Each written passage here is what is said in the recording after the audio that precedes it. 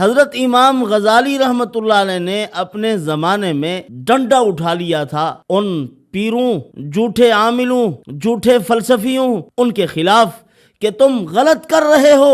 فال نکالنے والے، ہاتھ دیکھنے والے، ستارے بتانے والوں کے خلاف ہو گئے تھے۔ پیری فقیری کا انکار نہیں ہے، اگر صحیح منہج پہ چل رہی ہے۔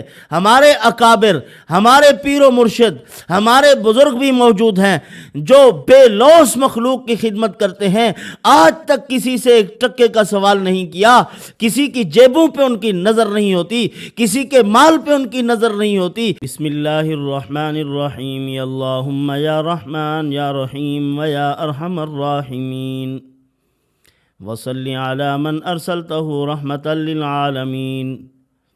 نہایت ہی واجب الاحترام معزز خواتین و حضرات، آج ہم آپ کے سامنے حضرت امام غزالی رحمۃ اللہ علیہ کا ایک خاص عمل پیش کر رہے ہیں جو انہوں نے احادیث نبویہ سے اخذ کیا، لیا، حاصل کیا، امت مسلمہ کو مرحمت فرمایا۔ فرمایا اگر یہ عمل دنیا کر لیتی ہے تو اللہ عز و جل اہل دنیا کے لیے آسمان سے اپنے رزق کے دروازے کھول دیں گے، فتوحات ہی فتوحات۔ اور اسی طرح وہ خاص دعا بھی آپ کے سامنے پیش کریں گے جس کے متعلق یہ ہے کہ اگر کوئی آدمی صبح کے وقت یہ دعا پڑھ لیتا ہے تو اللہ عز و جل دنیا کو ذلیل کر کے اس کے سامنے پیش کرتے ہیں، دنیا ناک رگڑ کے اس کے سامنے پیش ہوگی۔ امام غزالی رحمۃ اللہ علیہ اور حضرت شاہ ولی اللہ محدث دہلوی رحمۃ اللہ علیہ اور اسی طرح کے اور بھی ہمارے اکابر ملت تھے جو 100% دین کے پابند تھے، کسی قسم کا کوئی شبہ نہیں کیا جا سکتا ان کے متعلق کہ انہوں نے کہیں کسی موقع پہ دنیا داری اختیار کی ہو، مال و منال حاصل کرنے کی فکر کی ہو۔ اللہ کی ذات عالی پر کامل اعتماد اور بھروسہ تھا ان کو، انہی مبارک دعاؤں کی برکت سے اللہ تعالیٰ سے روزی حاصل کرتے تھے۔ اللہ کے رزاق ہونے پر کامل یقین تھا کہ وہی رزاق ہے۔ اللہ پاک ان کے لیے اسباب بھی بنا دیتے تھے۔ تو برادران عزیز، حضرت امام غزالی رحمۃ اللہ علیہ 35 سال کی عمر میں علم کے اس کمال کو پہنچے، نظام الملک بادشاہ تھا، نظام الملک توسی۔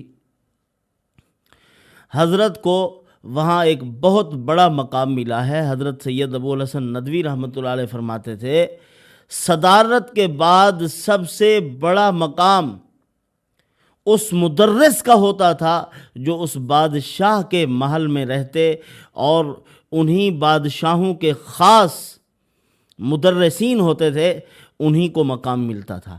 تو حضرت کو یہ مقام نصیب ہوا کہ حضرت اسی کم عمری کی عمر میں وہاں بادشاہ کے ہاں پہنچے اور یہ مقام عظمیٰ ان کو مرحمت ہوا، صدر مدرس بنے، وہاں کے لوگ آتے اور حضرت کا درس سنتے تھے۔ لیکن کچھ عرصے کے بعد حضرت خود بھی بے چین رہتے تھے، تعلق مع اللہ کمال کا حاصل تھا، اور دوسرا یہ ہے کہ لوگوں نے بھی مخالفتیں شروع کر دی تھی۔ اور مخالفت کیوں ہوئی تھی؟ اس کی بنیاد کیا ہے؟ حضرت امام غزالی رحمۃ اللہ علیہ نے اپنے زمانے میں ڈنڈا اٹھا لیا تھا ان پیروں، فقیروں، جھوٹے عاملوں، جھوٹے فلسفیوں ان کے خلاف کہ تم غلط کر رہے ہو۔ فال نکالنے والے، ہاتھ دیکھنے والے، ستارے بتانے والوں کے خلاف ہو گئے تھے، اور وہ بادشاہ کے قریب دائیں بائیں ارد گرد گھومتے، چکر لگاتے، اور انہوں نے بادشاہ کے دماغ میں غلط فہمیاں ڈالی امام غزالی رحمۃ اللہ علیہ کے متعلق۔ تو حضرت ویسے بھی چاہتے تھے کہ کسی طریقے سے میں یہاں سے نکل جاؤں۔ ایک مرتبہ امام غزالی رحمۃ اللہ علیہ حضرت ابراہیم علیہ السلام کی جو مرقد مبارک ہے، قبر مبارک، وہاں گئے تھے اور عزم کیا تھا کہ آج کے بعد کسی بادشاہ وقت کی دربار میں نہیں جاؤں گا۔ وہیں کھڑے ہو کر دعا مانگی۔ طبیعت کئی مرتبہ حضرت کی خراب بھی ہوئی، بڑے بڑے اطباء اور حکماء آئے، طبیعت چیک کی، فرمایا ظاہراً ان کو کچھ نہیں ہے، ان کو کوئی اندرونی مرض ہے۔ وہ یہی تکلیف تھی کہ کسی طریقے سے بادشاہ سے اور اس کے دائرہ کار سے، ان حدود سے نکل جاؤں اور عالم اسلام کی صحیح معنی میں خدمت کروں۔ اور وہاں عزم کر کے واپس آئے۔ بادشاہ نے خطوط لکھے، حضرت کو بلایا، آپ واپس آ جائیے۔ حضرت نے فرمایا نہیں، قطعاً نہیں، میں وہاں وعدہ کر کے آیا ہوں کہ میں پھر کبھی کسی بادشاہ کے پاس نہیں جاؤں گا، اب میں صحیح معنی میں ملت اسلامیہ کی خدمت کروں گا۔ اور کتنی تصانیف ہیں حضرت امام غزالی رحمۃ اللہ علیہ کی، کتنی کتابیں ہیں جو حضرت نے لکھی اور امت مسلمہ کو پیش کی۔ بہت بڑی خدمت ہے حضرت کی۔ بڑے اللہ والے بھی تھے حضرت، اور ان ناجائز چیزوں کو دیکھ کر اور ہر وہ ناجائز ذریعہ جس کے ذریعے سے مال اور وسائل حاصل کیے جاتے، حضرت اس کو قطعاً برداشت نہیں کرتے تھے۔ اسی لیے اس وقت کے بڑے بڑے پیر جو بنے ہوئے تھے اور اسی راستے سے مال بٹورتے تھے لوگوں کا، تو ان کے خلاف حضرت نے اقدام کیا تھا کہ قطعاً یہ چیز قابل برداشت نہیں، اس حلیے میں امت مسلمہ کو دھوکہ نہیں دیا جا سکتا۔ لیکن اس کے بعد ایک وقت آیا جب بر صغیر پاک و ہند پر قبضہ ہوا تھا، تو ہمارے جو یہ آج کل کے پیر فقیر یہ وہ بنے ہوئے ہیں، بڑے بڑے رؤساء ہمارے سردار بنے ہوئے ہیں، گدی نشین ہیں، جن کی داڑیاں نہیں ہیں، سر پہ پگڑیاں نہیں ہیں، سنت کے مطابق ان کا لباس نہیں ہے، یہ انہوں نے کھڑے کیے تھے کہ ان کو پیر مانو۔ جب اسی کو اپنا مرشد مانو گے، اسی کو رہبر شریعت، اسی کو پیر طریقت تسلیم کرو گے جو بالکل شریعت اور طریقت سے ہٹا ہوا ہے، منہج نبوت سے ہٹ چکا ہے، جب اس کو اپنا مرشد اور پیر مان لو گے، یاد رکھو پھر تمہارا انجام کیا ہوگا، تمہاری نسلوں کا کیا انجام ہوگا، یہ کہاں ہمیں کھڑا کریں گے، امت مسلمہ کا معیار کیا ہوگا جب ایسے جھوٹے ہمارے پیشوا بن جائیں گے۔ اور آج ہے لکیر کے فقیر ہیں لوگ، ان کے پاس جاتے ہیں اور ان سے سب کچھ کرواتے ہیں، ان کی منت منوتیاں ہیں، ان کی کچھ سے کچھ چیزیں ہیں، ان کے سامنے نیازیں دی جا رہی ہیں، ان سے دعائیں کروائی جا رہی ہیں کہ یہ اللہ کے مقبول بندے ہیں۔ خدا کے مقبول بندوں کی یہ شکل نہیں ہے۔ اللہ کے مقبول بندے جو ہوتے ہیں وہ رسول اللہ صلی اللہ علیہ وسلم کے حلیے میں ہوں گے۔ تو امام غزالی رحمۃ اللہ علیہ نے خاص عمل پیش کیا، فرمایا کہ بے وقوفو، دنیا کے پیچھے دوڑنے والو، بارگاہ خداوندی میں حاضر ہو جاؤ، جبین نیاز جھکاؤ، اپنی زبان سے ان کلمات کو کہو، اللہ تمہاری روزی کے اسباب پیدا کرے گا، وہی رزاق ہے، اسی کو رزاق سمجھو۔ قرآن مجید نے بھی ایسے لوگوں کے خلاف قرآن مقدس کی چند آیات مبارکہ ہیں کہ وہ بڑے بڑے پیر و مرشد جو تھے یہود بے بہبود کے اور اسی طرح نصارہ کے، وہ کیا کرتے تھے؟ یا ایہا الذین آمنوا ان کثیرا من الاحبار والرہبان لیأکلون اموال الناس بالباطل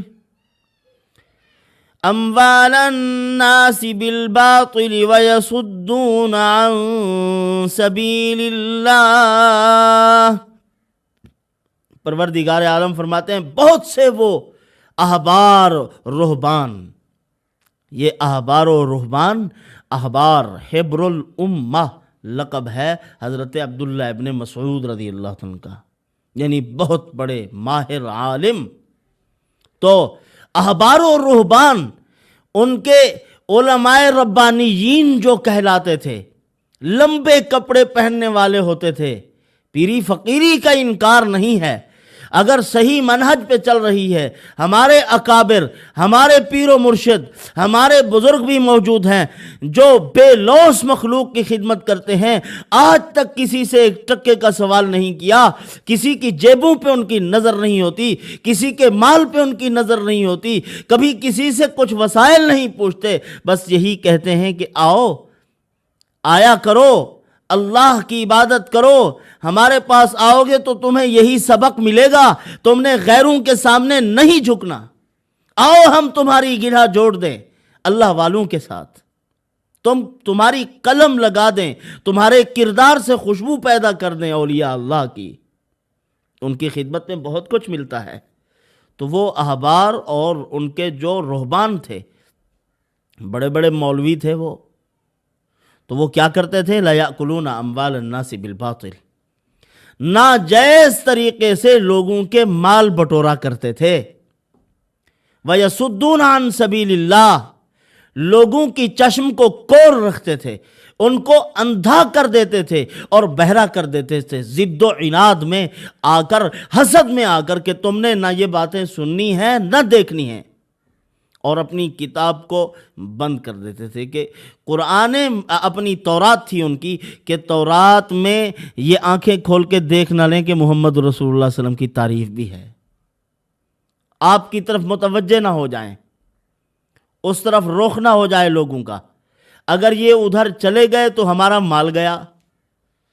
تو اسی لیے امام غزالی رحمۃ اللہ علیہ اس وقت کے 2 نمبر لوگوں کے خلاف ہوئے تھے، فرمایا غلط کر رہے ہو، یہ ناجائز ذرائع ہیں، حرام راستے ہیں، اور جب ان کی خوب سرکوبی کی اور ان کے خلاف علم بلند کیا تو پھر وہی بادشاہ کے قریب ہوئے امام غزالی کے خلاف ہو گئے کہ یہ غلط ہے، اور سارے اکٹھے ہو گئے وہ جن کی روزی پہ بندش لگ رہی تھی۔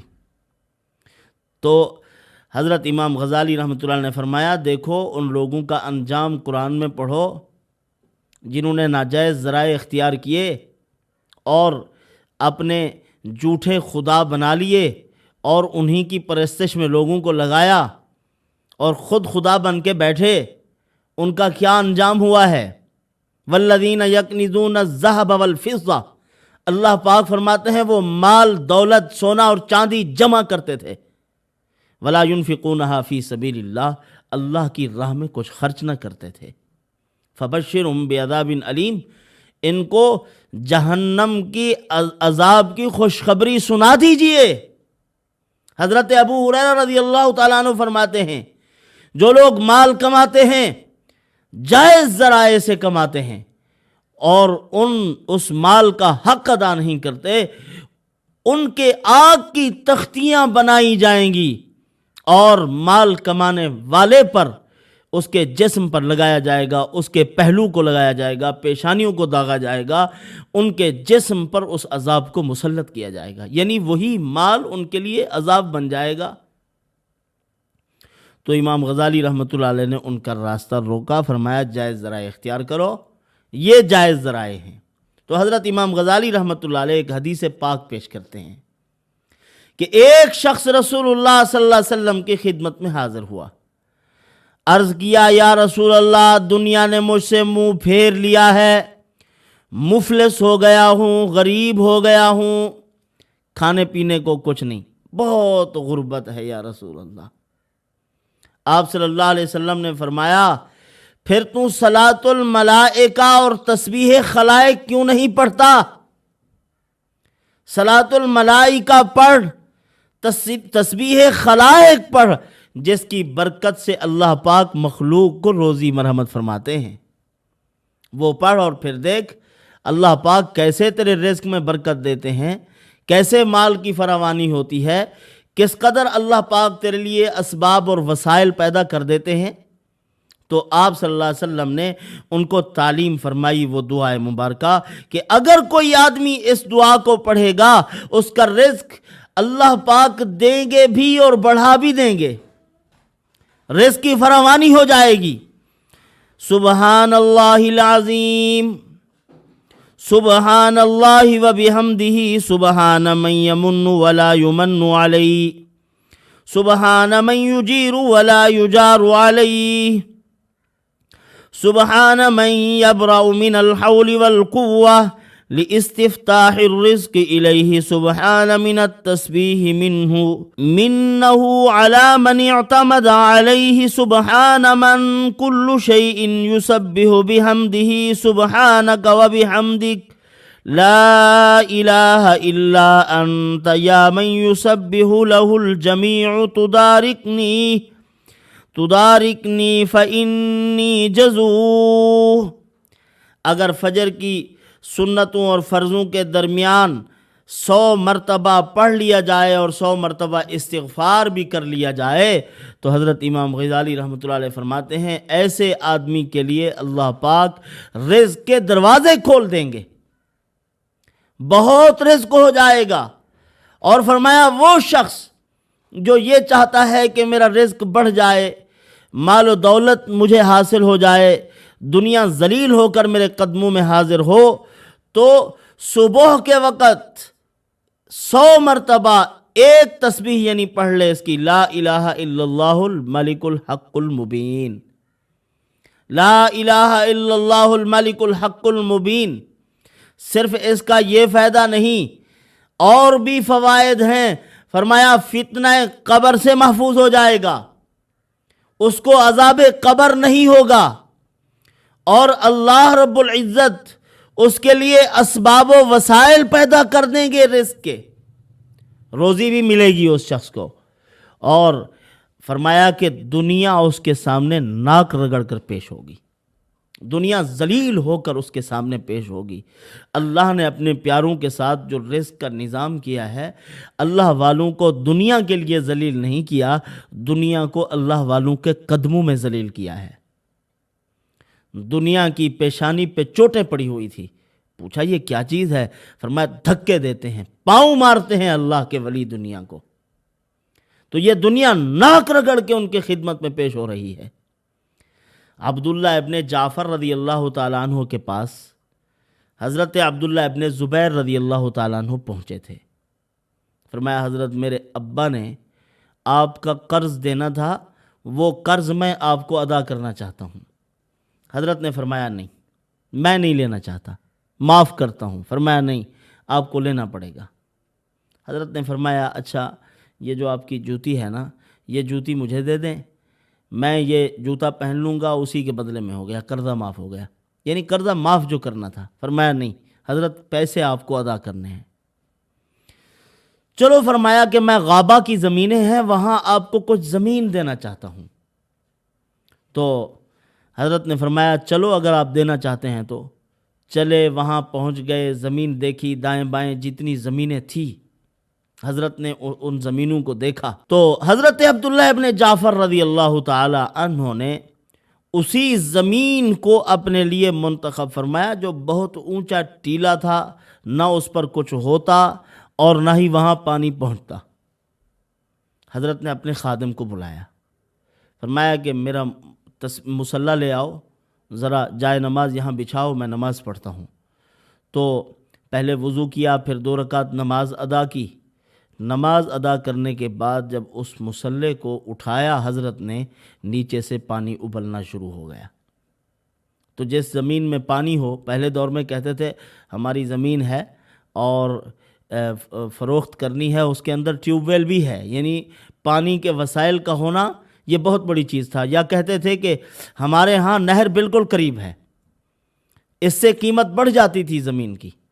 تو پانی کا چشمہ ابل رہا ہو، عرب میں جہاں کوئی پانی کے زیادہ وسائل نہیں ہوتے تھے، کنویں کھودے جاتے، وہ زمین بہت قیمتی ہو جاتی تھی۔ اسی وقت ان کی 2 رکعت کی برکت سے اللہ نے پانی کے چشمے ابال دیے۔ فرمایا حضرت پھر کہنے لگے اے عبداللہ ابن زبیر اقالہ کر لو۔ اقالہ کیا؟ یعنی بے فسخ کر دو، معاملہ فسخ کرو۔ اب آپ نے جو قرضہ دینا تھا، یہ زمین اس سے بڑھ کر قیمتی ہو گئی ہے، یہ تم لے لو، پھر مجھے پیسے دے دینا، یعنی معاف کرنے والی بات کرتے رہے۔ تو اللہ رب العزت نے ان کے دلوں میں جو ایک دوسرے کی خیر خواہی رکھی تھی، ان کی روزی کے اسباب بھی اس طرح پیدا کر دیا کرتے تھے۔ ایک زمین ہے بیابان ہے، ویران ہے، وہاں کچھ نہیں ہوتا، 2 رکعت نماز پڑھی، اللہ نے اس کو قابل کاشت بنا دیا۔ یہ ان کی خیرخواہی کی برکت ہے، ایک دوسرے کی اچھائی سوچتے تھے، اس طرح اللہ پاک ان کے رزق کے وسائل پیدا کرتے تھے۔ آج ہم اگر نیک ہو جائیں، اللہ کی فرما برداری کرنا شروع کر دیں، تو اللہ رب العزت ہمارے لیے بھی ذرائع اور وسائل پیدا کریں گے۔ وہی خدا ہے آج بھی، اور وہی قانون ہے اللہ تعالیٰ کے جو پہلے تھے۔ قرآن مقدس وہی ہے، احادیث نبویہ وہی ہیں، دعائیں ہمارے پاس موجود ہیں، ہمیں ان دعاؤں کے سہارے سے اللہ سے مانگنا چاہیے۔ اللہ پاک عمل کی توفیق عطا فرمائے۔ وما علینا الا البلاغ۔